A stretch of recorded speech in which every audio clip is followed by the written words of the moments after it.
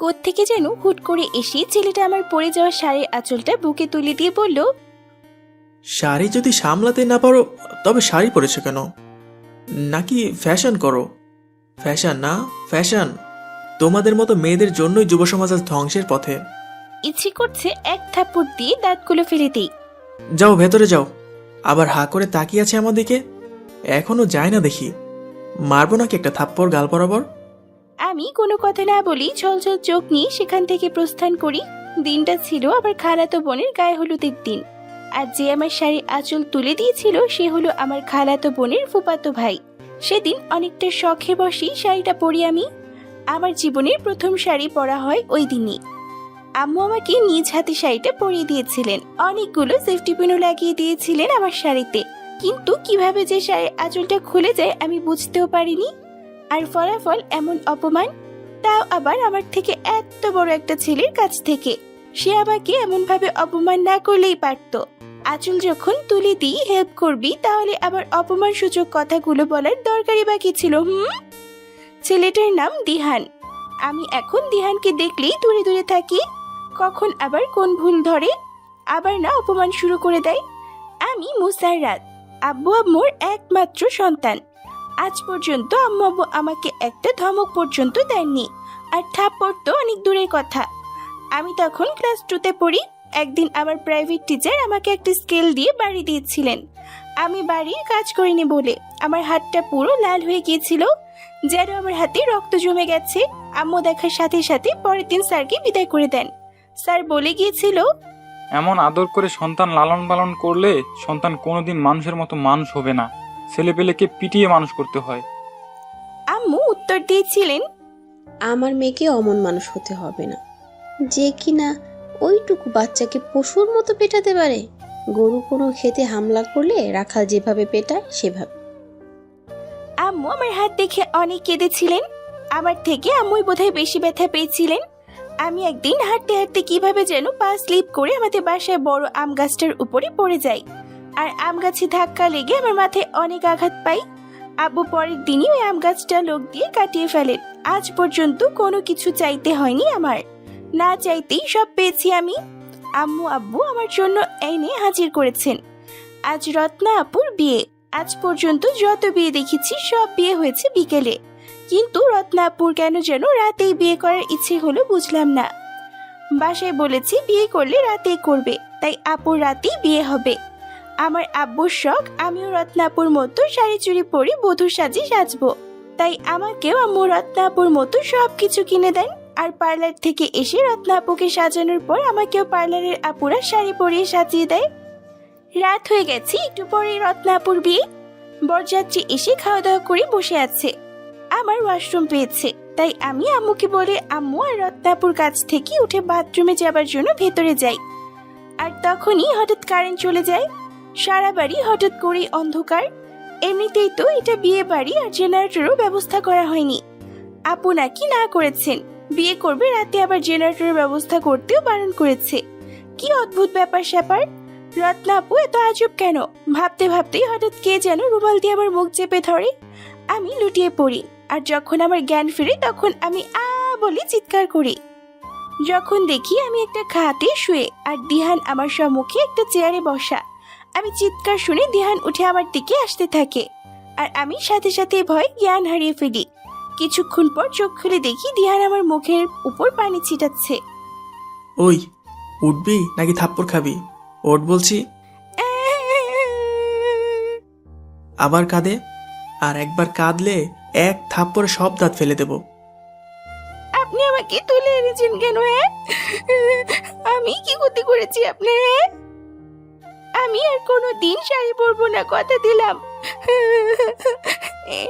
এই যে সত্যি বলছি, আর পরবো না শাড়ি, আর কোনোদিন পরবো না। আজও আমার আঁচল পড়ে গিয়েছিল বুঝি, তাই আপনি আমাকে তুলে এনেছেন। বিশ্বাস করুন, আমি অন্ধকারে কিচ্ছু দেখিনি। কারেন্ট চলে গেছিল তো, তাই আমি যদি একটু দেখতাম যে আমার আঁচল পড়ে গেছে, তাহলে আমি সাথে সাথে আমার আঁচল তুলে ফেলতাম। প্লিজ আমাকে ছেড়ে দিন, আমি আর শাড়ি পরবো না। কাঁদতে কাঁদতে শাড়ির দিকে তাকিয়ে দেখি শাড়ি তো ঠিকই আছে। এই যে আমার শাড়ি তো ঠিকই আছে, তাহলে আপনি আমাকে তুলে এনেছেন কেন? হ্যাঁ, ও সেদিন যে বললেন আমার মতো মেয়ের জন্য যুব সমাজ খারাপ হচ্ছে, তার মানে ওই একদিনের ঘটনায় আমি খারাপ হয়ে গেলাম। জি জি জি, আমি না আপনার ছোট বোনের মতো, যেতে দিন আমাকে। চুপ। ওই থামবি তুই? আমার মাথা গরম করিস না, বকর বকর করতেই আছিস। এত কথা কিভাবে বলিস? হ্যাঁ, একেবারে গলা টিপে ধরবো, জবান একেবারে বন্ধ হয়ে যাবে। আমি ভয়ে চুপ হয়ে গেলাম। তোর জন্য আজ আমার সব শেষ, সব শেষ হয়ে গেল শুধুমাত্র তোর জন্য। সব প্ল্যান মাটি। কিসের প্ল্যান? আমি কি করেছি? কি করিসনি তুই? তোকে রত্নার মতো শাড়ি পরতে কে বলেছে? কে বলেছে তোকে বউ সাজতে? আমার কোনো দোষ নেই দিহান ভাইয়া, আমাকে তো আম্মুই শাড়ি এনে দিয়েছেন, আর আম্মুই চেয়েছিলেন আমি যেন ঠিক রত্নাপুর মতো সাজি। সুন্দর লাগছে না আমাকে দিহান ভাইয়া? তোকে একদম ডাইনির মতো লাগছে, ফাজিল মেয়ে কথাকার। তোর জন্য আজ আমি আমার বউকে হারালাম। বউ হারালেন মানে? আপনি বিয়ে করছেন দিহান ভাইয়া? কংগ্রাচুলেশনস ভাইয়া। তো কোথায় আপনার বউ? দেখছি না যে। রত্না আমার বউ। ও মা গো, কি বলছেন আপনি? হ্যাঁ, রত্না আপু আপনার বউ? তাহলে কি রত্না আপুর আজ দ্বিতীয় বিয়ে হচ্ছে? এক থাপ্পড়ে সব দাঁত ফেলে দেব। আমি বসে বসে আঙ্গুল চুষছিলাম না, আমি তো রত্নাকে আনতে গিয়েছিলাম, আর ভুল করে ওকে আনতে গিয়ে তোকে নিয়ে এসে পড়েছি। জি দিহান ভাইয়া জি, কেমন স্বামী আপনি, নিজের বউকে চিনেন না? ওই মায়ের খাবি কিন্তু, মেজাজ খুব গরম আছে। তা আপনি আপনার বউকে নাকি রুমাল দিয়ে অজ্ঞান করে কিডন্যাপ করতে গিয়েছিলেন কেন? হ্যাঁ, আরে কিডন্যাপ না, প্ল্যান তো আমরা দুজনে করে রেখেছিলাম যে বিয়ের একটু আগেই দুজন পালাবো। আমি কারেন্টের লাইন কেটে দেব, আর ও ওয়াশরুমে যাওয়ার কথা বলে ভেতরে আসবে, তারপর আমি ওকে নিয়ে পালাবো। কিন্তু লাইন কাটার আগেই দেখি কারেন্ট চলে যায়, আর তোকে পেছন থেকে দেখে ভেবেছি তুই রত্না। আর ভাবলাম যদি হঠাৎ করে পেছন থেকে গিয়ে যদি হাত ধরি, তাহলে ভয় পেয়ে চিৎকার করবে, তাহলে তো সবাই দৌড়ে আসবে আর সব প্ল্যান মাটিতে যাবে। তাই এই ব্যবস্থা করছি, যাতে অজ্ঞান হলে কোলে করে নিয়ে সহজে নিয়ে আসতে পারি। আমি এটা বুঝলাম না, আপনি রুমালে মেডিসিন কেন মিশিয়ে রেখেছিলেন? তাহলে যেহেতু দুজনের ইচ্ছাতেই পালিয়ে যাবার কথা ছিল। রুমাল কোথায় পেলি তুই? ওটা তোমার পায়ের মোজা ছিল। কি? এত এত এত গন্ধ যে আমি ওটার গন্ধে অজ্ঞান হয়ে গেছি। জি জি জি। এখন কি করবেন দিহান ভাইয়া? কি আর করব, কিছুই আর করার নেই আমার। আমি তো কোলে করে তোকে নিয়ে এসেছি, আর মুখটাও দেখিনি। দেখলেই বা কি হতো? যে আটা ময়দা মুখে, চেনার উপায়ও নেই।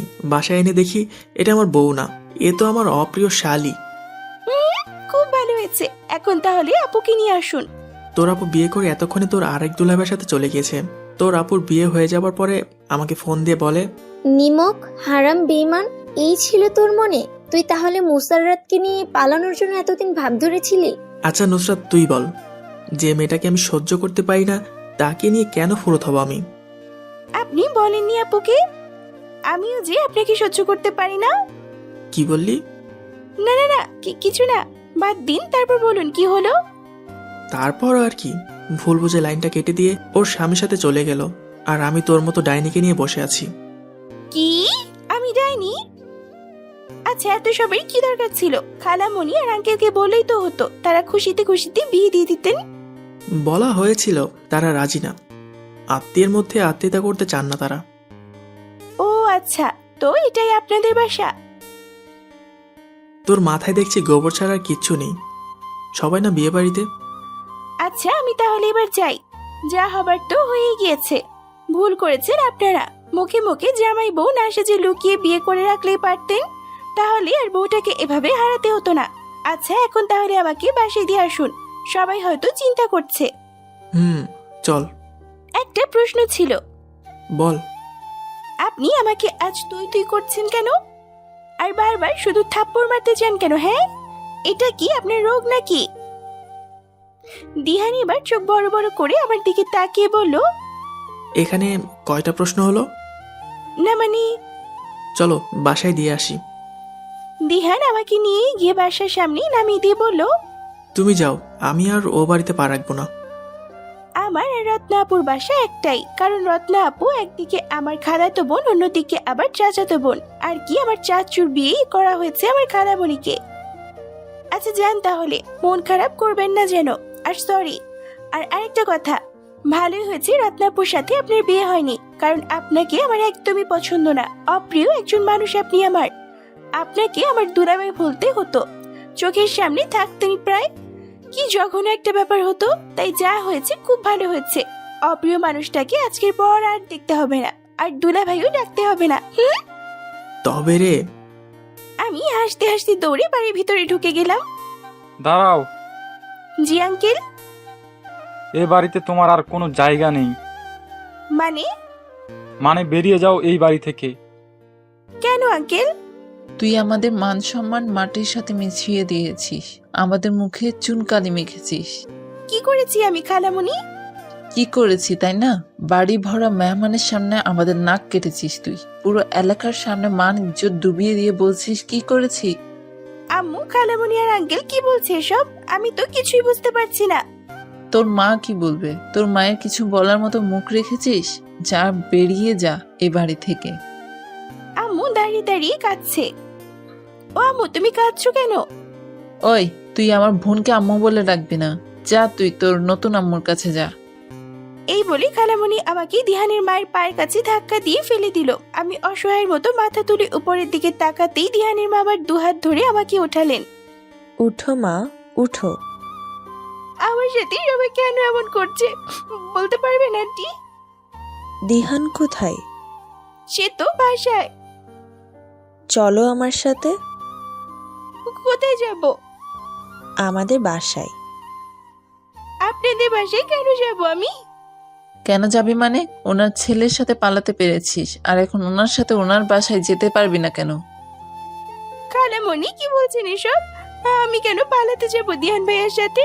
আর যদি পালাতামই তাহলে কি আর ফিরে আসতাম? আমি কোনো কথা শুনতে চাই না, এক্ষুনি বেরিয়ে যা তুই। আম্মু, তুমিও কিছু বলবে না? ও কি বলবে? ওর কি কিছু বলার মতো মুখ আছে?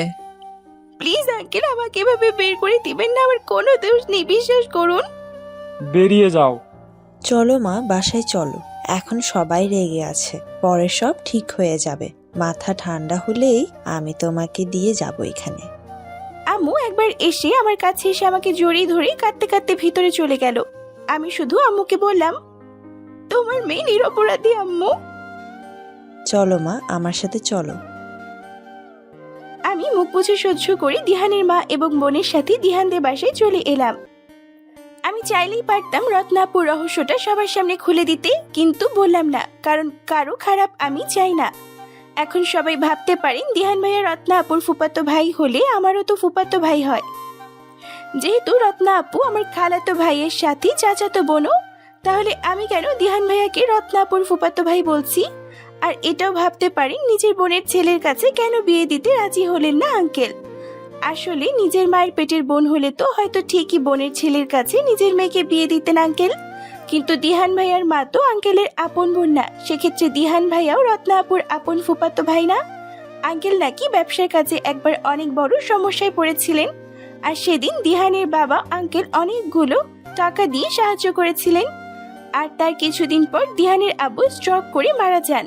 আর সেদিন নাকি আঙ্কেল সবার সামনে বলেছিলেন, আজ থেকে আমি দিহানের মায়ের ভাই। দিহানকে বুকে জড়িয়ে নিয়ে বলেন, আজ থেকে আমি তোমার মামা। আমরা গ্রামে ছিলাম বলেই কিছুই জানতাম না এসবের। রত্না আপুরা থাকতো শহরে, আমরা থাকতাম গ্রামে। আঙ্কেল খালামণি আব্বু আম্মুকে বলতো, গ্রামেই তোরা ভালো আছিস, শহরের বাড়িতে থেকে কোনো শান্তি নেই। তোরা ওখানে থাক, আমরা এখানে থাকি, দুই বাড়িতে দুই ভাই থাকি। কিছুদিন আগে আমরা শহরে আসি। আব্বু আম্মু চান আমি যেন শহরের কলেজে পড়ি, তাই আম্মুকে নিয়ে আমি শহরে চলে আসি। আব্বু এখন প্রবাসী। আমার দাদা ভাইয়ের এই শহরে বাড়িতে ওঠার কিছুদিন পরই রত্নাপুর বিয়ে হয়। যাই হোক, এখন মূল কথায় আসি। দিহান ভাইয়ার মা আর ছোট বোন যখন আমাকে নিয়ে বাসায় এন্ট্রি হলেন, তখন দিহান ভাইয়া চোখ দুটি চড়ক গাছের মতো ঘুরতে লাগলো। তুমি তুমি এখানে কেন? দিহান ভাইয়ার মা ঠাস করে দিহান ভাইয়ার গালে একটা থাপ্পড় বসিয়ে দিয়ে বলেন, পালিয়ে নিয়ে যখন এসেইছিলি, আবার ফেরত কেন পাঠিয়েছিস? জানিস, মেয়েটাকে সবাই যা তা বলা শুরু করেছে। আসলে মা, তোমরা সবাই যা ভাবছো তা নয়। আমি জানি তুই রত্নাকে পাসনি বলে মুসাররাতকে তো বিয়ে করে ওই বাড়ির জামাই হয়ে প্রতিশোধ নিতে চেয়েছিলি, তাই তো? আরে না মা, শোনো তো। আমার সব কিছু বোঝা শেষ। আমার মুসারাতকে খুবই পছন্দ, আর এলাকার লোকজনও জেনে গেছে তোরা দুজন পালিয়েছিস। তাই আমি চাই তোদের বিয়েটা যত শীঘ্রই সম্ভব হয়ে যাক। না মা, তা কি করে হয়? না না আন্টি, আমি তাকে বিয়ে করতে পারবো না। কেন পারবে না? ও বুঝেছি, তোমাদের বুঝি ঝগড়া হয়েছে। অমন একটু আকটু ঝগড়া সারা জীবনই হবে, কারণ আমার ছেলের ঘাড়ের রগটা একটু তেড়া। আচ্ছা, আজ আর কোনো কথা না বাড়াই, অনেক রাত হয়ে গেছে। দিনা, যা তোর ভাবিকে নিয়ে তোর রুমে যা। যতক্ষণ না ওদের বিয়ে হয় ততক্ষণ মুসাররাত তোর সাথেই থাকবে। আচ্ছা মা, চলুন ভাবি। আর কিসের ভাবি? আমি তোমার ভাইয়ের বউ না। হিহি, হননি তাতে কি হয়েছে, আগামীকালই তো হয়ে যাবেন। পড়লাম নাকি মুসিবতে, কি করব কিছুই বুঝতে পারছি না আমি। দিহানের দিকে আমি চোখ বড় বড় করে তাকিয়ে আমি দিনার সাথে দিনার রুমে চলে গেলাম। খারাপ লাগছে আপনার? না ঠিক আছে, আর তুমি আমাকে তুমি করে বলো, আপনি আমার ভালো লাগে না, তাছাড়া আমরা সেম এজের। আচ্ছা ভাবি, তুমি করেই বলবো। আহ ভাবি ভাবি বলো না তো, আমি তোমার ভাইয়ের বউ না, আর না কোনোদিন হব। পালানোর সময় মনে ছিল না? উফ, এটা তো একটা অ্যাক্সিডেন্ট ছিল। কেমন অ্যাক্সিডেন্ট? আসলে দিহান ভাইয়া তো রত্না আপুকে, না থাক কিছু না। আচ্ছা বাদ দেও এখন এসব। এই নাও আমার এই ড্রেসটা পরে নাও ভাবি, এত ভারী শাড়ি পরে ঘুমোতে পারবে না। ড্রেস চেঞ্জ করে ফ্রেশ হয়ে দিনার সাথে শুয়ে আছি। জানো ভাবি, আমার না রত্না আপুকে একটুও ভালো লাগতো না, কিন্তু ভাইয়ার পছন্দ তাই কিছু বলতেও পারিনি। আমার কি, সংসার তো করবেও, তাই চুপ থেকেছি ভাইয়ার ভয়ে। ভাইয়া যে রাগী, ভয়ে বলতেও পারিনি রত্না আপুকে আমার ভাবি হিসেবে পছন্দ না। ও আচ্ছা। কিন্তু তোমাকে আমার খুব পছন্দ ভাবি, তাই তো তোমাকে প্রথমবারেই ভাবি বলে ফেললাম। আচ্ছা ঘুমাও এখন, অনেক রাত হয়েছে। তুমিও ঘুমাও ভাবি, আজকের রাতটাই, আগামীকাল থেকেই ভাইয়ার সাথে ঘুমোতে পারবে। মেজাজটাই খারাপ হয়ে যাচ্ছে, ধুর কি থেকে কি হয়ে গেল। যাকে আমি দুলাভাই ডাকতে অপছন্দ করি তাকে নাকি প্রিয় ভাবতে হবে। ও মাই গড, কোনো দিনও সম্ভব না এটা আমার পক্ষে। দিহান আমার অপ্রিয় মানুষ, প্রিয় হবার কোনো চান্সই নেই। সকাল হবার আগে আমার এ বাড়ি ছেড়ে পালাতে হবে, নয়তো ঠিকই দিহানের মা আর বোন আমাকে দিহানের গলায় ঝুলিয়ে দেবে। এখন শুধু ভোর হবার অপেক্ষা। সারা রাত ঘুম হয়নি আমার, কখন আজান দিবে অপেক্ষা করছি। ভোর হলে এ বাসা থেকে পালিয়ে যাব, নিজের বাসায়ও তো যেতে পারবো না, তাহলে যাবোটা কোথায়? আর যেতে গেলেও টাকা লাগবে, ভাড়া তো লাগবে। তাই ভোর হতে আস্তে আস্তে ধীর পাই দিহানের রুমে গেলাম, গিয়েই ওর মানি ব্যাগটা খুঁজতে লাগলাম। ঝুলানো শার্টে খুঁজলাম, প্যান্টে খুঁজলাম, টেবিলে খুঁজলাম, কোথাও নেই। শেষমেশ মনে হলো মাথার কাছে আছে কিনা। মাথার কাছে যেতেই দেখি যেই ভাবা সেই কাজ, মানি ব্যাগ মাথার কাছে। ধীরে ধীরে হাত বাড়াতে লাগলাম দিহানের এড়িয়ে মানি ব্যাগের দিকে। হঠাৎ চোখ পড়লো দিহানের ঘুমন্ত মুখটার দিকে। আচ্ছা আলোয় দিহানের মুখটা কি সুন্দর লাগছে, কি নিষ্পাপ লাগছে ছেলেটাকে। অথচ জাগন্ত দিহানকে দেখলে আমার রাক্ষস মনে হয়। আসলে ঘুমান্ত মানুষ মানেই হয়তো সুন্দর, তাই হয়তো কেউ ভালো দেখাচ্ছে। আমাকে না জানি আর কত ভালো দেখায়। আমি মানি ব্যাগে হাত দিতেই দিহান টুপ করে আমার হাতটা ধরে ফেললো, আর আমি চিৎকার দিব মাত্র ওর আরেকটা হাত দিয়ে আমার মুখ চেপে ধরে বলল, টাকা লাগবে আমাকে বললেই তো হতো। চুরি করতে কে বলেছে?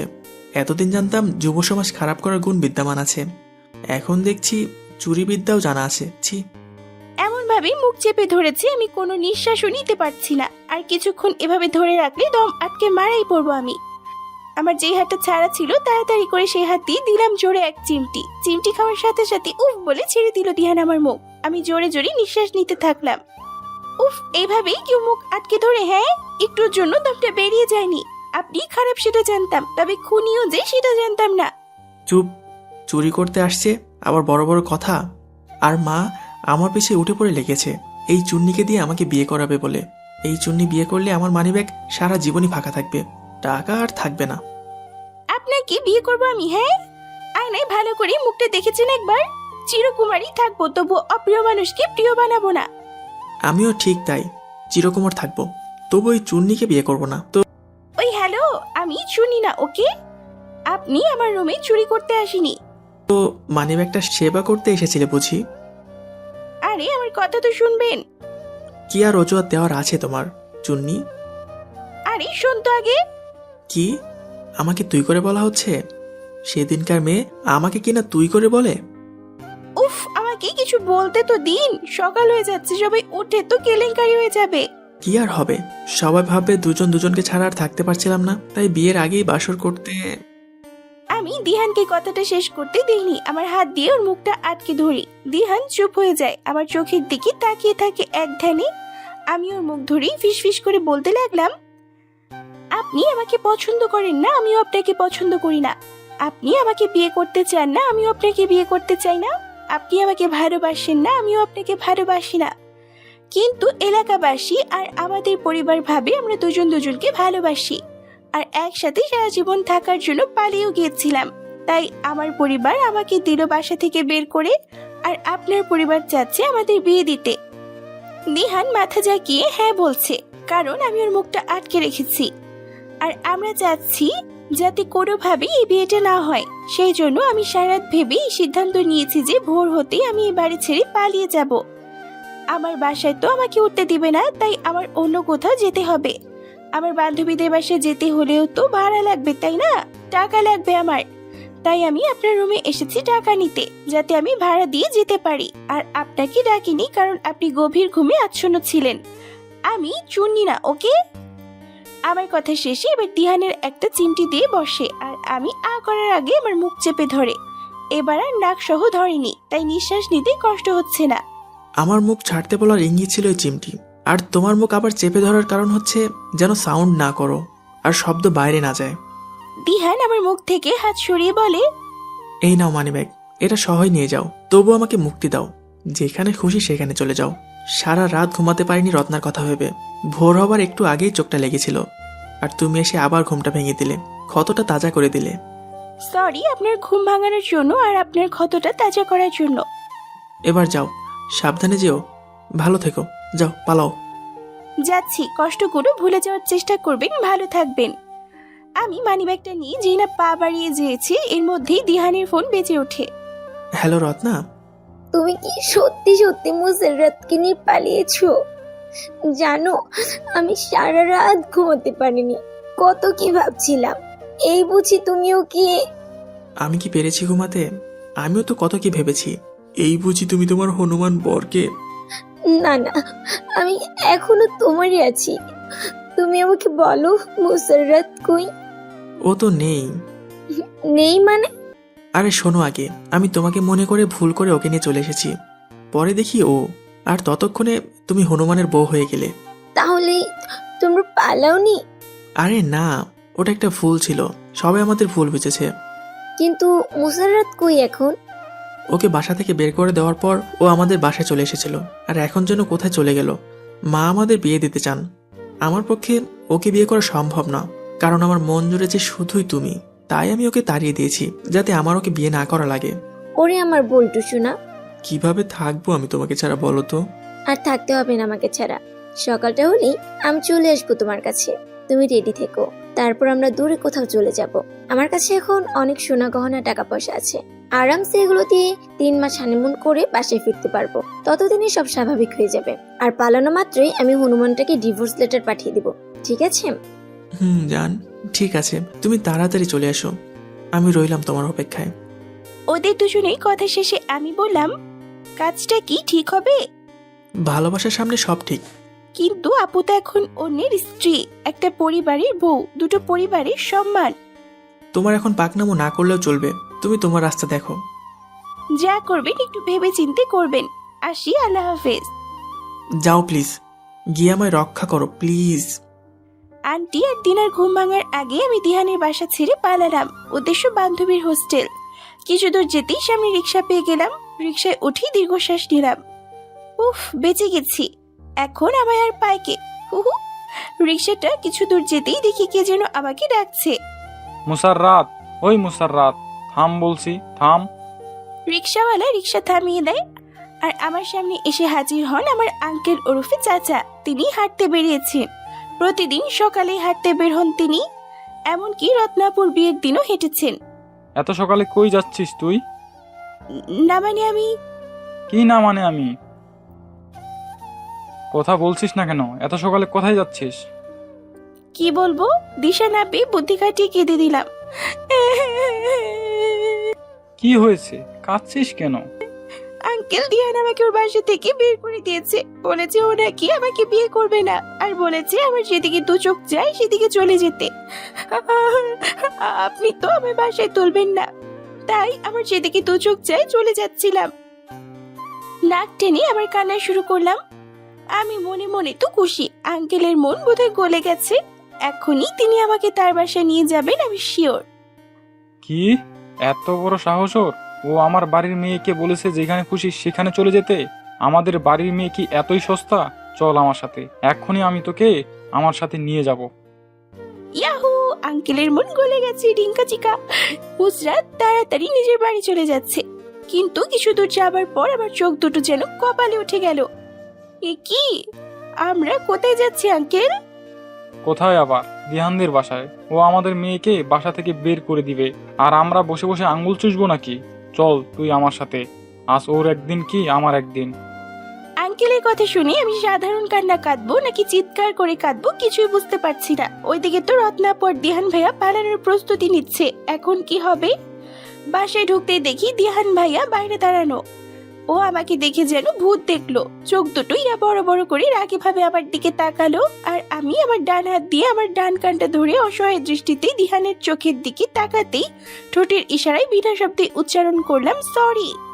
তোমার এত বড় সাহস! তুমি আমাদের বাড়ির মেয়েকে বের করে দিয়েছো বাসা থেকে। দিহানের মা কোথায়? এদিকে এসো তো। ভাইজান যে কেমন আছেন? আসুন, বসুন। কিভাবে বসবো তোমার বাসায় বলো আমাকে? তোমার ছেলে মুসাররাতকে বাসা থেকে বের করে দিয়েছে কোন সাহসে? আর বিয়ে যদি নাই করবে তাহলে কেন ভেগেছিল আমাদের মেয়েকে নিয়ে? ভাইজান, আমি তো ওদের আজই বিয়ে দিতে চেয়েছি। গতকাল রাতে বাসায় ফিরতে ফিরতে অনেক রাত হয়ে গিয়েছিল বলে বিয়েটা করাতে পারিনি। তুমি চাইলে কি হবে? তোমার ছেলে তো আর চায় না, তাই তো সকাল হতেই তাড়িয়ে দিয়েছে আমাদের মেয়েকে। দিহান চোখ বড় বড় করে রাগী ভাব নিয়ে তাকিয়ে আছে আমার দিকে। এই দিহান, ভাইজান কি বলছে? তুই বলে ওকে তাড়িয়ে দিয়েছিস বাসা থেকে? দিহান কিছুক্ষণ চুপ থেকে উত্তর দিল, কই আমি ওকে তাড়িয়ে দিয়েছি? ওই তো দেখো, ওর হাতে আমার মানিব্যাগ দেখা যাচ্ছে। ওই আমার মানিব্যাগ নিয়ে পালিয়ে গেছে। আমি তো দিহানের উত্তর শুনে আসমান থেকে জমিনে পড়লাম। কি বলছে দিহান সব? দিহানের চোখ দেখে তাকাতেই দিহান আমার ঠোঁটে মিনমিন করে আর চোখে ইশারায় বলল এবং বুঝালো, তুই আমার নামে মিথ্যা বলেছিস? আমিও বলে দিলাম, সদবোধ। আমিও এবার উত্তর দিলাম, না না না, ও মিথ্যা বলছে। ও আমাকে বাসা থেকে বের করে দিয়েছে আর বলেছে আমাকে ছেড়ে যেতে। কত টাকা নিবি তুই? আমি তোকে তাই দেব। তখন আমি করুণ সুরে বললাম, আমার শুধু গাড়ি ভাড়া হলেই চলবে। যেহেতু তুমি আমাকে নিয়ে সংসার করতেই চাও না, তখন আমাকে মানিব্যাগটা ছুড়ে দিয়ে বলল, এই নে টাকা, এখানে যত টাকা আছে সব তোর, এটা নিয়ে চলে যা। তোর মুখ আমি আর দেখতে চাই না। তাই আমি এটা নিয়েই বেরিয়ে গেছি। যা, এবার তোকেও দিয়েছি ফাঁসি। না মা, বিশ্বাস করো, ও মিথ্যা বলছে। এদিকে দিহানের মা আর আমার আঙ্কেল রেগে তো আগুন। আমি তো মনে মনে খুশি। ইয়াহু, এবার নিশ্চয়ই আঙ্কেল আমাকে তার সাথে বাসায় নিয়ে যাবে। আমাকে কখনো এই বচ্চাটার সাথে রেখে যাবে না। এদিকে দিহানের ফোন বাজছে। রত্না আপু বোধহয় বাসা থেকে বেরিয়ে গেছে, কিন্তু দিহান তো এদিকে আটকা। আঙ্কেলের হাত থেকে মোবাইলটা নিয়ে দিল এক আছাড়ই মোবাইল শেষ। কি করলেন এটা আপনি? মুরব্বী বলে কি কিছুই বলবো না আপনাকে আমি? ভেঙে ফেললেন কেন আমার মোবাইলটা? তোমার এই 2 টাকার মোবাইলের চিন্তা হয়, আর আমাদের মেয়ের মন যে ভেঙে ফেলেছো তার চিন্তা হয় না? এদিকে দিহানের মাও দিহানকে বকাঝকা করছে, আর আমি আঙ্কেলকে বললাম, চলুন আঙ্কেল, আমরা বাসায় চলে যাই। এ বাড়িতে আর এক মুহূর্তের জন্য না। আমি আঙ্কেলের হাত ধরে যে না উল্টো দিকে হাঁটা শুরু করতে যাব, আর তখনই এক মুরব্বী এসে হাজির। ইনি আবার কে? এসে গেছিস তুই? দুঃখিত, তোকে এত সকালে বিরক্ত করলাম। আরে না, সমস্যা নেই। এই যে এই 2 জনকে এখনই বিয়ে পড়াতে হবে। শুরু কর তোর কাজ। ও আল্লাহ, এ কি বলছে আঙ্কেল? এখন কি করব? তাহলে কি রাস্তায় আঙ্কেল এনাকে ফোন দিয়েছিলেন, আর আমি একটু আন্দাজ করতে পারলাম না উনি কাজে কি ফোন দিয়েছেন? আন্দাজ করবোই বা কি করে? তিনি তো বন্ধুর মতো কথা বলছিলেন, আর আমি কি জানি নাকি ওনার বন্ধু কাজী? কি চাইলাম আর কি হলো? এখন কি করব আমি? আমি এবার অসহায়ের মতো দিহানের দিকে তাকালাম। ও ছাড়া কেউ আর আজ বিয়ে ঠেকাতেই পারবে না। ও ওই এখন একমাত্র ভরসা। কিন্তু ওমা এ কি, ও তো চুপ করে আছে, কিছুই বলছে না। আমি ইশারায় বারবার বলছি কিছু করুন, কিছু বলুন। ও আর কিছুই বলছে না, মুখ দেখেও বোঝা যাচ্ছে কিছু ভাবছে। এদিকে বিয়ের আয়োজন করা হচ্ছে। দিহান ফট করে বলে ফেললো, দিনা, আমার ওয়ার্ড্রোপে একটা শাড়ি রাখা আছে, ওই শাড়িটা এনে ওকে পরিয়ে দে তো, আমিও পাঞ্জাবি পরে নিচ্ছি। দিহানের কথা শুনে আমি অজ্ঞান হব অবস্থা, কিন্তু হচ্ছি না কেন? হলেও তো বাঁচতাম, এসব আমার দেখতে হতো না। আসো ভাবি, তোমাকে শাড়িটা পরিয়ে দেই। কিছু বলতেও পারছি না, চুপচাপ কাঁদতে কাঁদতে পরে নিলাম শাড়ি। এটা তো বিয়ের শাড়ি, হয়তো রত্নাপুর জন্য কিনেছিল। আহারে, কার শাড়ি কে পরে? মনে মনে ভাবলাম, দিহান বুঝি পাঞ্জাবি পরার কথা বলে গিয়ে পেছন দিয়ে পালিয়ে যাবে। বাহ, বুদ্ধি আছে ফাজিলটার। কিন্তু আমি তখন চিৎকার করে কান্না শুরু করলাম যখন দেখলাম দিহান জামাই সেজে হাজির। সবাই এবার খুশি আমাদের দেখে। দিনা আমাদের কাপড় পিক তুললো। এতক্ষণে আমার বাসার লোকও এসে হাজির। আঙ্কেল আসতে বলেছেন এদের ফোন করে। কিছুই বুঝতে পারছি না কি হচ্ছে আজ। জীবনে যা কল্পনা করিনি তাই হচ্ছে। সকালে কোনোদিন বিয়ে হয়, সেই সকালেই হচ্ছে আমার বিয়ে। অপ্রিয় মানুষের সাথে কখনো বিয়ে হয়, কিন্তু সেই অপ্রিয় মানুষটাই হচ্ছে আমার বিয়ে। আর যে কি কি হবে আমার সাথে আল্লাহ জানেন। দিহান কি সুন্দর হাসি মুখে বসলো আমার পাশে। ওই মিয়া, হঠাৎ আপনি এত চেঞ্জ কেন? হ্যাঁ, কি হলো হঠাৎ? বিয়েটা আটকান প্লিজ। আপনি আমার অপ্রিয় মানুষ, কোনোদিন আমার প্রিয় হতে পারবেন না। তাড়াতাড়ি কিছু করুন প্লিজ। যা করার করবো তো বিয়ের পর, সবাই সরুক তো আগে। কথা বলি আমার হাসা শুরু করলো সবার সাথে। আর আর এদিকে আমি বাধ্য হয়ে মনের কষ্ট মনে রেখে কবুল বলি বিয়ে করে নিতে হলো দিহান নামের অপ্রিয় মানুষটাকে। বিয়ে তো করলাম কোনো রকম, কিন্তু এখন তো ভয় আমার সারা শরীর কাঁপছে। কি করবে ওর সবাই শুনলে? মেরে তো ফেলবে না আবার আমাকে? ভয় তো আমার গলা শুকিয়ে যাচ্ছে। এক গ্লাস পানি হবে প্লিজ। দিচ্ছি ভাবি। দিনা আমাকে এক গ্লাস পানি দেয় আর আমি ঠক ঠক করে সবটুকু পানি পান করে ফেলি। আন্টি, ও না সরি, আমার শাশুড়ি মা সবার জন্য রান্না করেন আর সবাইকে খাওয়া দাওয়া করে যেতে বলেন। তাই বাসার সবাই খাওয়া দাওয়া করে তারপর বাসায় যায়। আমার বাসার লোকজন এখনো এটাই ভাবে আমি দিহানের সাথে পালিয়ে এসেছি ওকে ভালোবাসি বলে। বাসায় যাবার আগে আম্মু জিজ্ঞাসা করে, কেন করলি এমন বলতো? ওকে যদি তোর পছন্দ ছিল আমাকে বলতি, আমি বিয়ে দিয়ে দিতাম। এভাবে কেন পালালি? আমি কিছু বলার আগেই দিহান এসে উপস্থিত। কিছু বলতেও দিল না আমায়। সারাদিন শুধু একটা কথাই চিন্তা করছি, কি হবে আজ আমার? আমাকে একা পেলে কি মেরে ফেলবে নাকি? দিনার বান্ধবীরা আশেপাশের সবাই এসে আমাকে দেখছে। সবাই বলছে দিহানের মা বউ তো অনেক সুন্দর। এমন একটা বউ ঘরে থাকলে আর কি লাগে। শাশুড়ি মাও অনেক খুশি আমাকে পেয়ে। সন্ধ্যায় প্রতিবেশীরা সবাই চলে গেছে। আমি তো ভয় দিহানের সামনেই যাই না। এদিকে দিনা ওর বান্ধবীদের নিয়ে অনেকগুলো ফুল এনে ফুল দিয়ে বাসর ঘর সাজায়। দিহানের রুমে আজ ফুল দিয়ে পরিপূর্ণ। আমাকে ঘর সাজানোর সময় দিনার রুমে এনে বসিয়েছে। আমি দিনার রুমে বসে আছি। রাত হতেই শাশুড়িমা আমাকে খেতে ডাকেন। খাওয়া দাওয়া করে এসে আমি দিনার রুমে শুয়ে পড়ি, যাতে আমাকে কেউ আর দিহানের রুমে না পাঠায়। এসেই ঘুমের ভান করে শুয়ে পড়ি। ভাবি, ওই ভাবি উঠো, তুমি এখানে শুলে কেন? আমি আর চোখ খুলছি না। এদিকে দিনার সব বান্ধবীরা মিলে ডাকাডাকি শুরু করেছে। শাশুড়িমা এসে বললেন, তোরা ডাকিস না ওকে, বেচারির উপর কত দখল গেছে, একটু রেস্ট নিক। মনে বলে বললাম, শাশুড়িমা। এই না হলে আমার শাশুড়িমা। সবাই চুপ হলো। রাত 12টা। ভাবি কি এখনো এখানেই শুয়ে থাকবে? ভাইয়ার কাছ থেকে বাসর ঘরের টাকা তো নিতে হবে। ভাবিকে রুমে না নিয়ে গেলে ভাইয়া তো টাকাও দিবে না। ওই ভাবি, তুমি তোমাদের রুমে যাও, আমরা বান্ধবীরা ঘুমাবো এখানে। আবার সবাই মিলে ডাকাডাকি শুরু। আমি মরার মতো পড়ে আছি, সব শুনেও যেন কিছুই শুনছি না। রাত 12:30টায় দিহান দিনার রুমে ঢুকলো। ঢুকিয়ে বলল, তোরা শর্ত। সবাই মনে হয় শুনলো, কারণ আমি তো ঘুমে, চোখ বন্ধ আমার। সব শুনলেও চোখে তো দেখি না। দিহান এসে আমাকে কোলে তুলে নিয়ে হন হন করে চলে গেল তার রুমে। মনে মনে বলছি আজ মনে হয় আমি শেষ। নিয়ে আমাকে ধুম করে খাটের উপর ফেললো। ও মা গোরে, এইভাবে কেউ আছাড় মেরে ফেলে? হ্যাঁ, ফাজিল কোথাকার। আমার কোমরটা বোধহয় শেষ। ও মা গোরে, আল্লাহ, আমি দেখি কথা বলে ফেলেছি। এইভাবে আচার না মারলে কি মুখ দিয়ে কথা বেরোতো? আর এমন অভিনয়ের ঘুম কি ভাঙতো? আমি চুপ হয়ে গেলাম। তারপর কিছুক্ষণ চুপ থেকে বললাম, আমাকে মারবেন না প্লিজ, প্লিজ আমাকে প্রাণে মারবেন না। আমার মাত্র বয়সী বা কত, আর কত বছর বাসার ইচ্ছে আমার, কত স্বপ্ন আমার। আমাকে মেরে ফেললে সব মিশে যাবে মাটির সাথে। প্লিজ আমাকে মারবেন না। চুপ, একদম চুপ, কাঁদবি না, কাঁদলেই এখন গলা টিপে ধরবো। না আমি আর কাঁদবো না ভাইয়া, প্লিজ আমাকে মারবেন না। মন চাচ্ছে তোকে মাথায় নিয়ে জোরে একটা আছাড় দেই। কোলে নিয়ে না দিলে না ছাড়, তাতেও মন ভরেনি। চুপ, কথা বলবি না একদম। তুই জানিস আজ তোর জন্য কি হয়েছে? কি হয়েছে? তোর জন্য আমার রত্না আমায় আবারও ভুল বুঝেছে।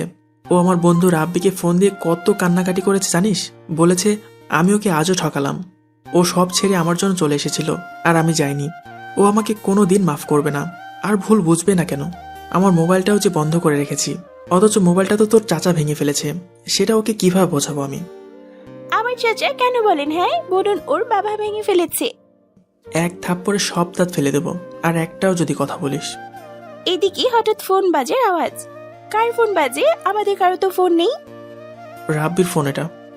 দিহান ফোনটা রিসিভ করলো। হ্যালো। তুমি আমার সাথে এমনটা করতে পারলা? কিভাবে পারলা তুমি মুসাররতকে বিয়ে করতে? আমার কথা কি তোমার একটুও মনে পড়েনি? ছি, তুমি আমার সাথে বেইমানি করতে পারলে দিহান? শোনো রত্না, আমি তোমার ছিলাম আর তোমারই আছি, আর চিরদিন তোমারই থাকবো। কেউ আমাকে তোমার কাছ থেকে কেড়ে নিতে পারবে না, আর আমরা দুজন অতি শীঘ্রই এক হব। সত্যি বলছো? সত্যি। আচ্ছা, আমি তাহলে এখন রাখছি। আচ্ছা, সাবধানে থেকো। আছি। এই হনুমানটা খুব ভালো, আমার অনুমতি ছাড়া আমার সামনেও আসে না, আর আমাকে ছুবে তো দূরের কথা। হয়েছে হয়েছে, এত গুণগান গাইতে হবে না। আচ্ছা, লাভ ইউ জান। I love you too. শোনো মুশারাত, জি বলুন। তুমি আর আমি কোনো দিনও এক হতে পারবো না। এটা কোনো দিনও সম্ভব না, কারণ আমার মন জুড়ে শুধুই রত্না, আর অতি শীঘ্রই আমরা বিয়ে করতে যাচ্ছি। তাই আমাকে নিয়ে স্বপ্ন দেখার আশা ছেড়ে দিয়ে ঘুমিয়ে পড়ো। আপনাকে নিয়ে স্বপ্ন দেখবো আমি? আয়নায় নিজের চেহারা দেখেছেন? হ্যাঁ, এটা জীবনেও সম্ভব না আমার দ্বারা। বরং আপনি নিজেই সাবধানে থাকুন, কখন না আবার আমার প্রেমে হাবুডুবু খাওয়া শুরু করে দেন। নো ওয়ে, জেগে জেগে স্বপ্ন দেখো। আপনিও রত্না আপুকে নিয়ে ঘুমিয়ে ঘুমিয়ে স্বপ্ন দেখুন। এই বলে খাট থেকে একটা বালিশ নিয়ে ছুঁড়ে মারলাম তার উপর। দিহান বালিশটা ক্যাচ ধরতেই আবার ফোনটা বেজে উঠলো। আমি আগামীকাল হনুমানকে নিয়ে আমাদের বাসায় যাচ্ছি, তুমিও মুসাররতকে নিয়ে চলে এসো। এখন তো আর কেউ তোমাকে বাসা থেকে বের করে দিবে না, কারণ তুমি ওই বাসার জামাই হয়ে গেছো। আর যা করার আমরা ওই বাসায় থেকেই করব। ইয়া, তাই হবে। আমি সকালবেলায় হাজির হচ্ছি, আমার বউ নিয়ে শ্বশুরবাড়ি। কি বললি তুই? কি নিয়ে হাজির হবি? না মানে মুশারাতকে নিয়ে। ওকে ওকে, রাখছি। দিহান আমাকে বউ বলল। অপ্রিয় মানুষটার মুখ থেকে উচ্চারিত হওয়া বউ শব্দটা এত সুন্দর শোনাচ্ছে কেন? রত্না আপু ফোন রেখে দেওয়ার সাথে সাথেই দিহান বালিশ নিয়ে খাটের উপরে চলে আসে। এই এই, আপনি কাটে আসছেন কেন? হ্যাঁ নামুন, এক্ষুনি এক্ষুনি নামুন। আমি তোমাকে ছোবো না, ওকে? তবুও নামুন। নাকি নিজের ওপর ভরসা নেই? কি? আমার উপর ভরসা নেই?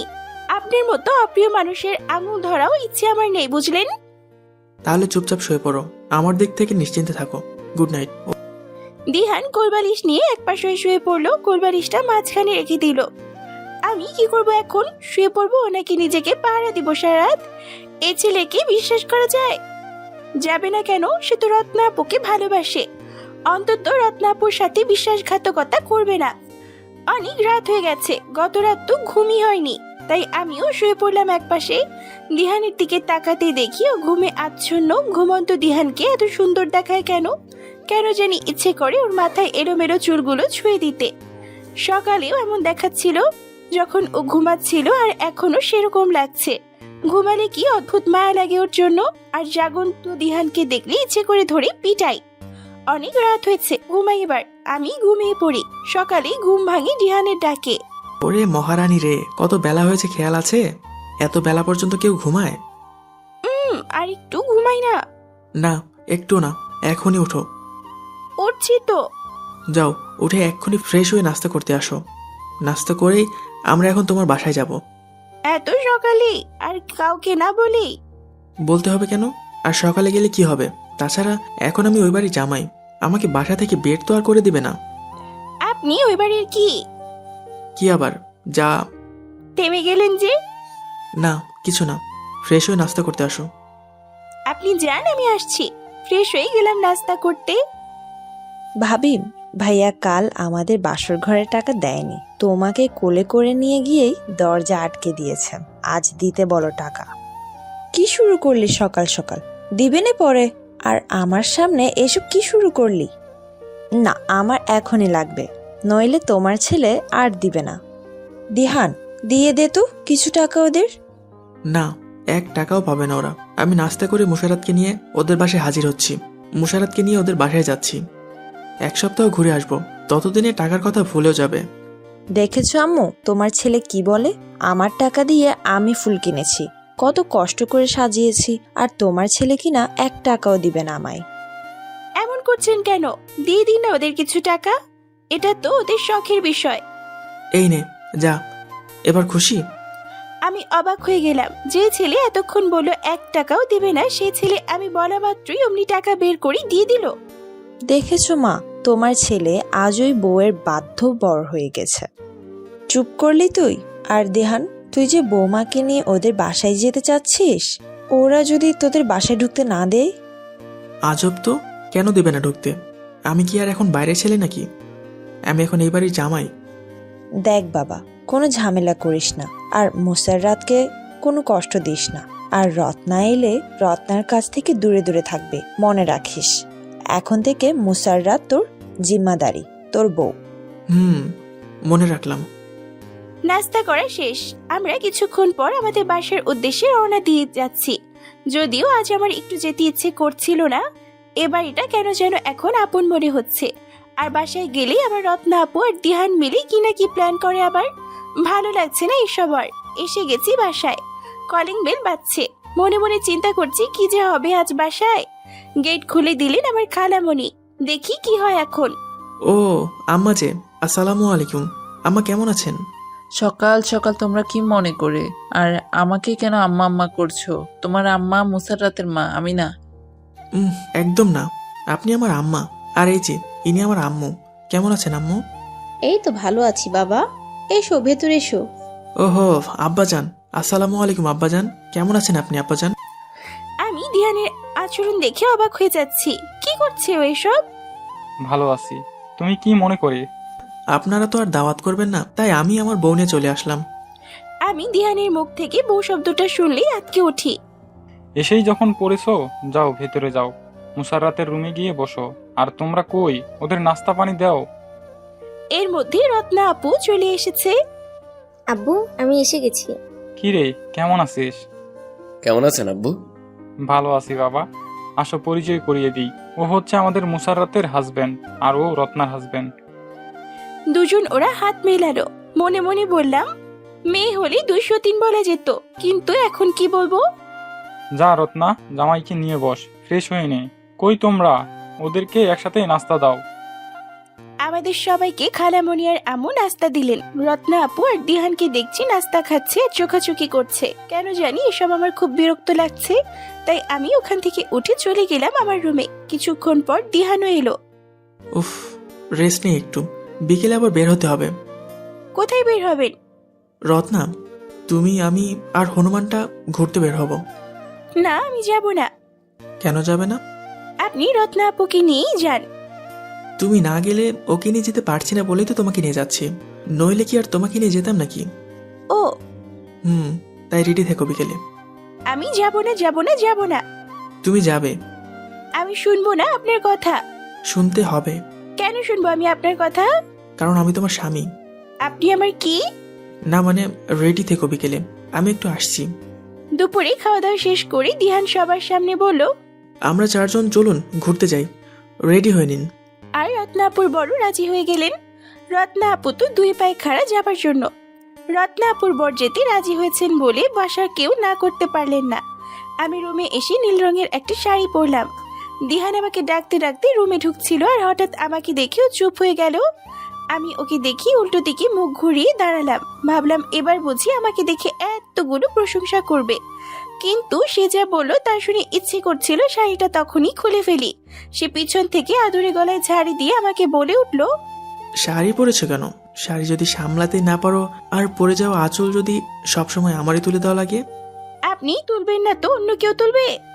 দিহান আমার কথা শুনে এক দৃষ্টিতে চেয়ে রইল আমার দিকে, আর আমি সরে গেলাম দিহানের সামনে থেকে। আচ্ছা চলো চলো, সবাই চলো। রেডি তো সবাই? হ্যাঁ আমরা রেডি। মুশারাত কই? এই যে আমি। চলো চলো। দিহানের মুখ থেকে মুসরাত কই বাক্যটা শোনা মাত্র রত্নাপুর মুখটা মলিন হয়ে গেল। আমরা বেরিয়ে গেলাম ঘুরতে। আমরা একটা পার্কে ঢুকলাম। সেখানে ঢুকতেই রত্নাপুর বর রত্নাপুর হাত ধরলো, আর রত্নাপু তার বরের হাত থেকে নিজের হাতটা সরিয়ে নিল। আমি আর দিহান দূর থেকে দেখছি এসব। রত্নাপুর বর দেখতে খুবই হ্যান্ডসাম, যে কোনো মেয়েই এমন বর চাইবে। কিন্তু ওই যে ভালোবাসা, ভালোবাসার কারণে রত্নাপুর চোখ দিহান ছাড়া আর কাউকে ভালো লাগে না, লাগবে না। দিহান হাঁটছে আমার সাথে ঠিকই, কিন্তু ওর চোখ পড়ে আছে রত্নাপুর দিকে।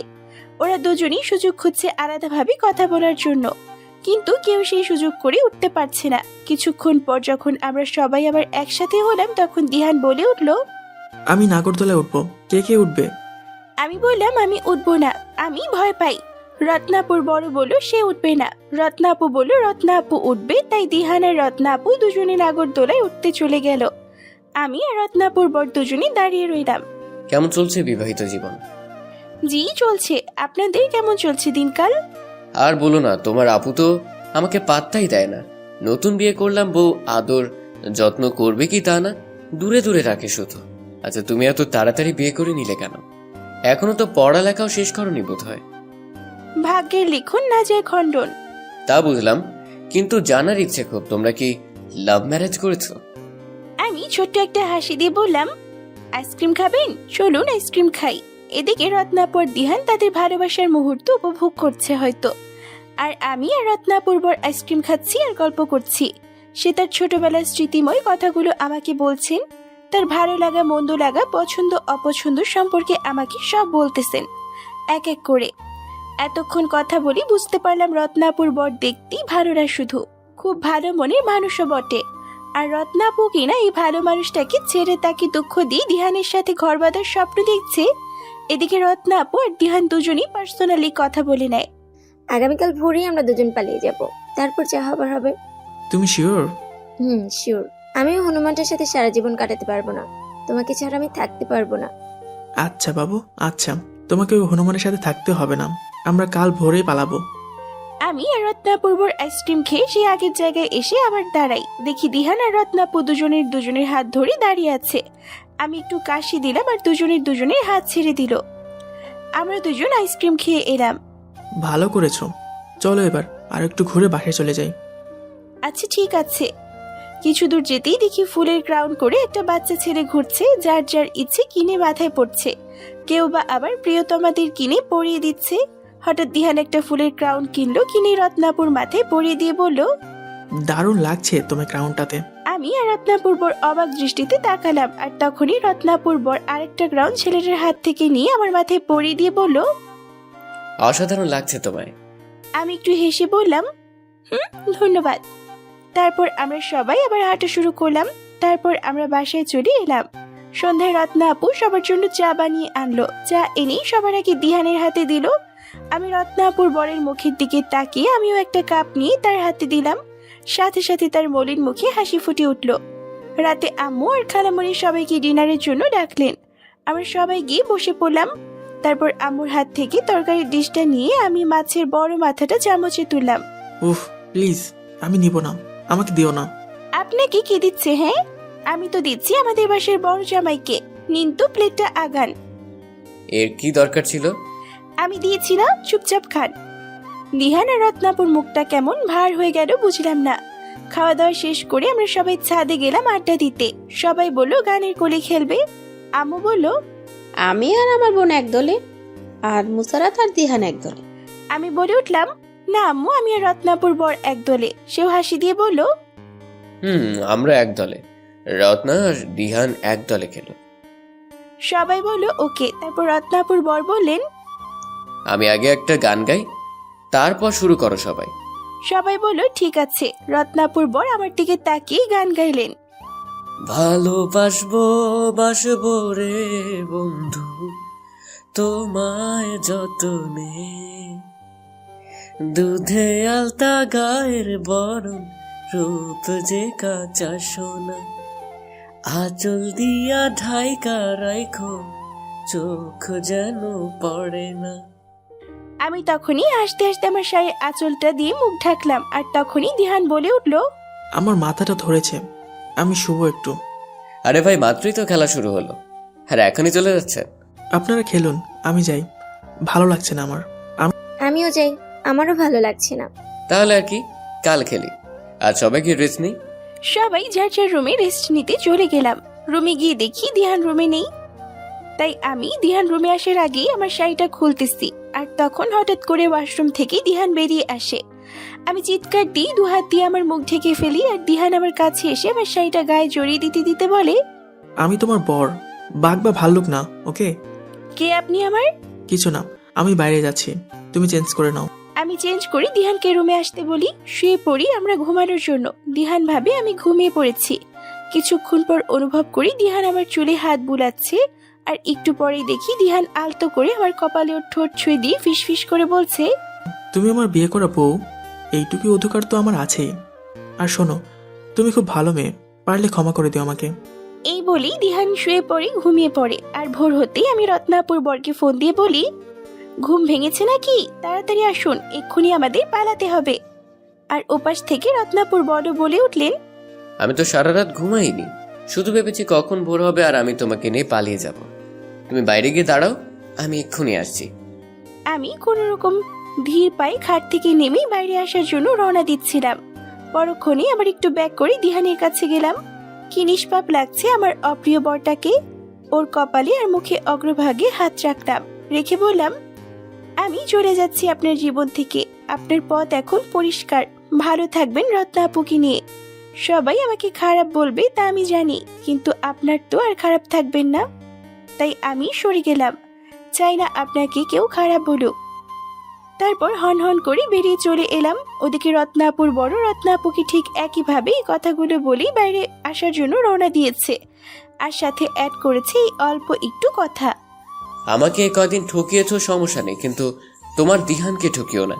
একজন ছেলের জন্য তার বউকে কাছে পেয়েও অ্যাভয়েড করে চলাটা যে কতটা কষ্টের সেটা তুমি কোনোদিনও বুঝবে না। ভালো থেকো। এদিকে আমি রুম থেকে বেরিয়ে বাইরে এসে গেছি। রত্নাপুর বড় এসে গেছে। রত্নাপুর বড় আমার হাত ধরতে কেমন যেন সংকোচ বোধ করছেন, তাই আমি নিজের হাতটা নিজে ধরে ফেললাম। মন খারাপ করবেন না, আমরা তো আমাদের প্রিয় মানুষগুলোর ভালোর জন্যই ওদের ছেড়ে পালাচ্ছি। তাছাড়া আপনি আর আমি দুজন দুজনকে ভালোবাসি না, তাতে কি? ভালোবাসা একদিন ঠিক হয়ে যাবে, তবে ওরা তো সুখী হবে, এটাই বা কম কি? তুমি ঠিকই বলেছো। তাছাড়া তুমি কিন্তু যথেষ্ট সুন্দরী, আবার লক্ষ্মীও বটে। আমি কিন্তু সত্যিই লাকি হব তোমাকে পেয়ে। দিহানের চোখে হয়তো সমস্যা যে তোমার মতো হীরাকে চিনল না। আপনিও কম হ্যান্ডসাম না, যে কোনো মেয়ে আপনাকে নিয়ে সুখী হতে চাইবে। রত্না আপু আপনাকে হারিয়ে জীবনে বড় একটা ভুল করে ফেললো। যাকে চলুন এবার আমরা পালাই। চলো তাড়াতাড়ি। দাঁড়াও, কোথায় যাচ্ছ তোমরা? আর তুমিই বা কোথায় যাচ্ছ? না মানে আমরা মর্নিং ওয়াকে যাচ্ছিলাম। তো আমাদেরকে রেখে কেন? কি করব? আমরা কি আর আপনাদের প্রিয় নাকি যে আপনারা আমাদের সাথে যাবেন? তাই আমরা দুজনেই যাচ্ছিলাম। ভালো, আপনাদের দুজনের ঘুম ভাঙিয়ে কি লাভ? তাছাড়া যাবেনও না আপনারা। ও, তোমরাও যাবে বুঝি? চলো চলো তাহলে। কোথাও যাব না আমি, আপনি আমার সাথে রুমে চলুন। কেন আপু, আমরা এখন হাঁটতে যাবো তো। কোথাও যাবি না তুই, থাপ্পড় দিয়ে কাল ফাটিয়ে ফেলবো। চলো আমার সাথে রুমে। দিহান আমাকে হাত ধরে টেনে রুমে নিয়ে এলো। কি হচ্ছিল এসব? আজব কি হচ্ছিল? তুই কোথায় যাচ্ছিলি? একবার তো বললাম। আবার মিথ্যে বলে? আমাকে রাগাস না কিন্তু, নইলে ভালো হবে না বলে দিচ্ছি। আমি আপনাকে কই রাখালাম? তাছাড়া আপনি আমার রাগ ছাড়া থাকেন নাকি কখনো? মুশারাত, প্লিজ আমার মাথায় রক্ত তুলে দিস না, আমি খুব রেগে আছি। Good, very good. Musharrat! Dihan ওর দুহাত দিয়ে আমার দুকাত শক্ত করে ধরে ওর বুকের কাছে এনে আমার চোখে চোখ রেখে তাকিয়ে বলল, আমাকে কি মনে হয়? হ্যাঁ, ফেলনা কিছু মনে হয় নাকি খেলনা মনে হয়? আমি তোর বর, 3 কবুল পরে বিয়ে করা স্বামী আমি তোর, এটা মাথায় রাখিস। একথা বলে আমাকে ধাক্কা দিয়ে সরিয়ে বাইরে চলে যায়। দিহানের চোখে আজ আমি প্রথমবারের মতো জল দেখেছি। লাল হয়েছিল আজ ওর দু চোখ। শুনেছি মানুষ রাখলে বা খুব বেশি আঘাত পেলে চোখ এমন লাল হয়ে যায়। ওইদিকে রত্না তার বরকে বলছে, কোথায় যাচ্ছিলেন? বলেছি না হাঁটতে। ফাইজলামি পাইছেন নাকি আমাকে বোকা পাইছেন? আমি কিছু বুঝি নাকি? মুসাররাতের সাথে কি? হ্যাঁ, আমি কি মরে গেছি? আমি ছিলাম না তোর পাশে? আমাকে কেন ডাকলে না? বউ রেখে শালে নিয়ে যেতে ইচ্ছে করে। এবার খপ করে রত্না তার বরের শার্টের কলার ধরে ফেলে। একটা কথা কান খুলে শুনে রাখ, আমি তো রেজিস্ট্রি করা বউ, ওকে? বাজারের কিনে আনা পুতুল না যে ভালো লাগলো না চেঞ্জ করে আরেকটা নিয়ে এলি। কথাটা মাথায় যেন থাকে। রত্না তারপর শার্টের কলার ছেড়ে দিয়ে বাইরে বেরিয়ে যায়। একটু পরে আম্মু খালামণি আমাদের সবাইকে নাস্তা করতে ডাকে। আমি গিয়েই মাত্র রত্নাপুর বরের কাছে বসবো আর দিহান আমার হাত ধরে টান দিয়ে ওর কাছে নিয়ে বসায়। রত্নাপু গিয়ে তার বরের পাশে বসে পড়ে। আমরা নাস্তা করছি আর একটু পর পরই রত্নাপুর বর আর আমি চোখাচোখি করছি আর মিষ্টি করে হাসি দিচ্ছি।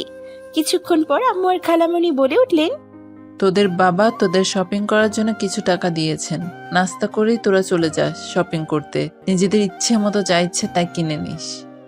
আচ্ছা খালামণি, আমি তো দুপায়ে খাড়া। জি মা, আমরা নাস্তা করে বেরিয়ে যাব। দিহান আর রত্নাপু কোনো কথাই বলছে না। নাস্তা শেষ করে আমি রুমে গিয়ে একটা শাড়ি বের করলাম, পরবো। একটু বাইরে যান তো। কেন? আমি শাড়ি পরবো। তো আমার বাইরে কেন যেতে হবে? আজও বাইরে যাবেন না? কেন যাব? কারণ আমি ড্রেস চেঞ্জ করব। I am your husband, okay? So change করতে হলে আমার সামনেই করতে হবে। তাহলে অন্য সময় কেন বেরিয়ে যেতেন, হ্যাঁ? আর এখন কেন যেতে চাচ্ছেন না? উফ, জানি না জানি না জানি না, আমি কিচ্ছু জানি না। এই বলেই দিহান বেরিয়ে যায়। আমি শাড়ি পরে নেই। কিছুক্ষণ পর দিহান রুমে আসে। এসেই হা করে আমার দিকে তাকিয়ে থাকে। নিজের দিকে নিজেই কয়েকবার ঘুরে ফিরে তাকালাম। কই না তো, আঁচল তো আজ ঠিকই আছে। কয়েকটা পিন দিয়ে আটকে নিয়েছি। দিহান ধীরে ধীরে আমার দিকে এগিয়ে আসতে লাগলো আর আমি পেছনের দিকে যেতে লাগলাম। ও আগাচ্ছে আর আমি পেছনে যাচ্ছি।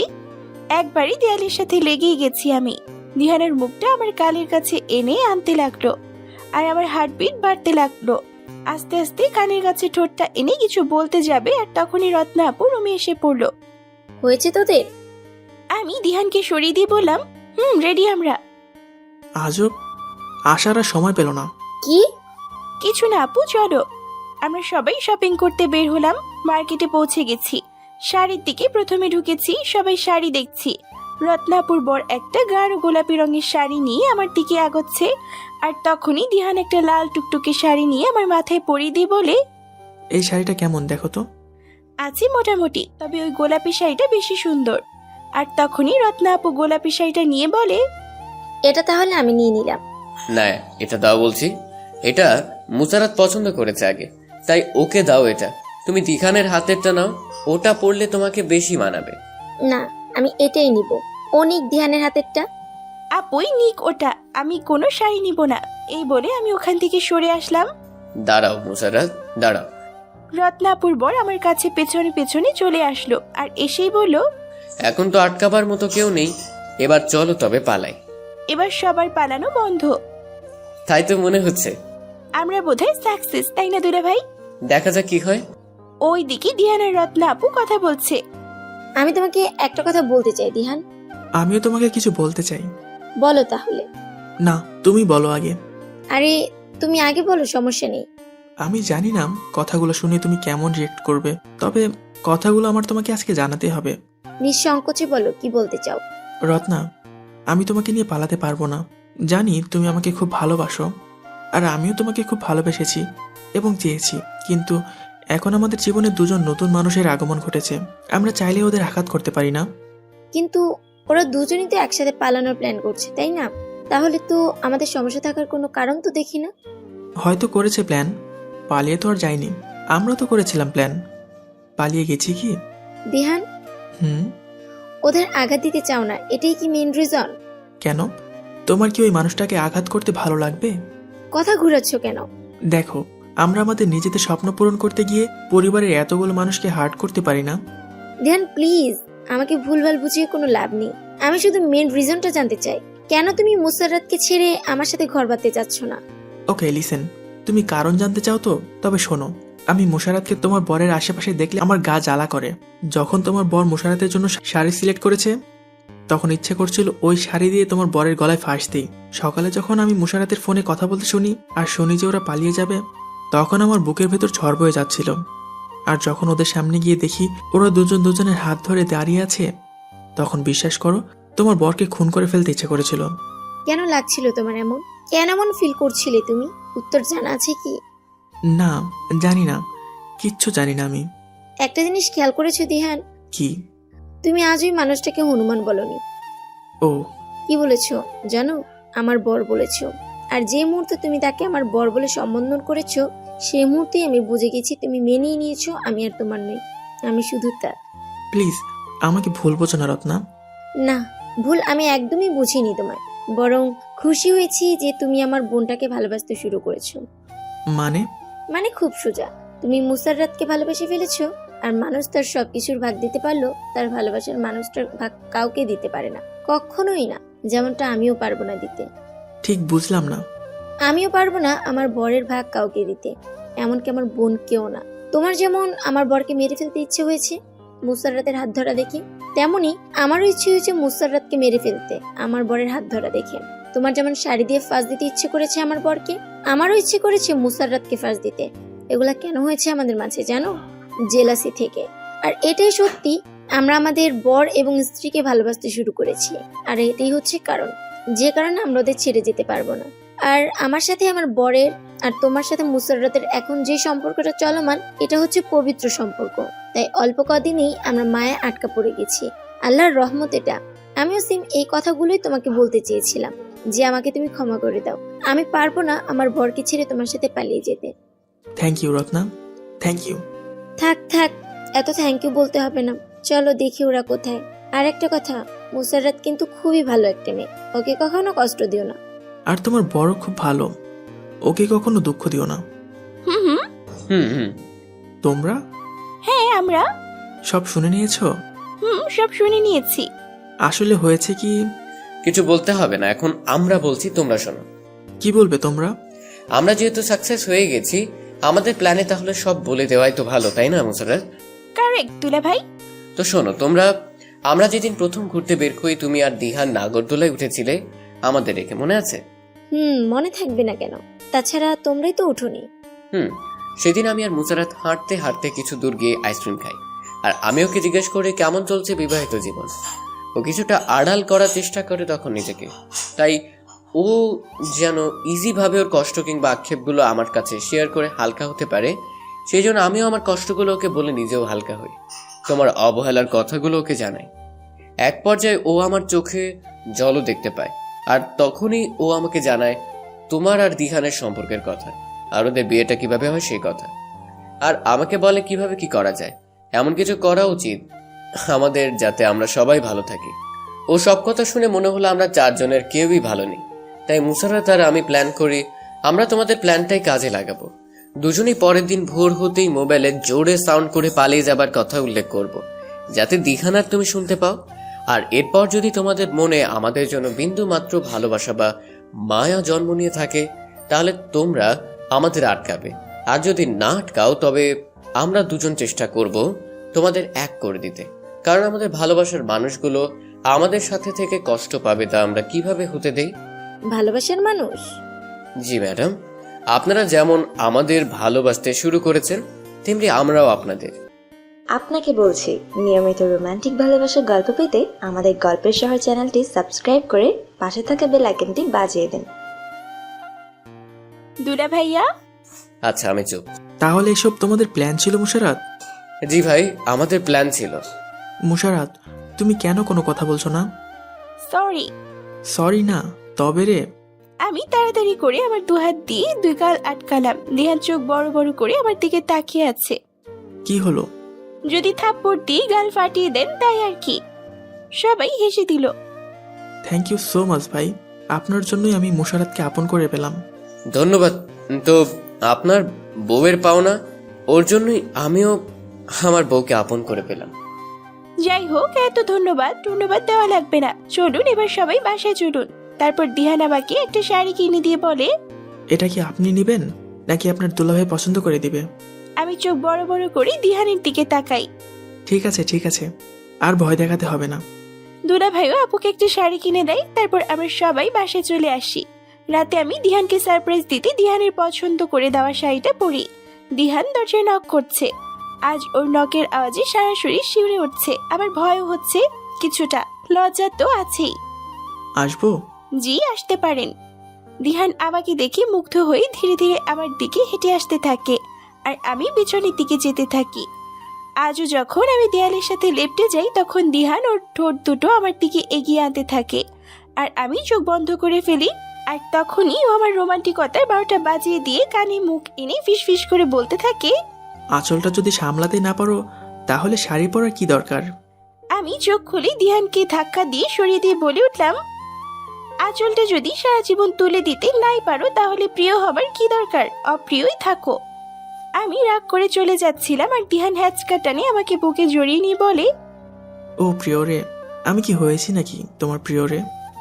আমি দিহানের বুকে মুখ লুকিয়ে বললাম, অপ্রিয় রে, তুই হয়ে গেছিস আজ থেকে আমার প্রিয় রে।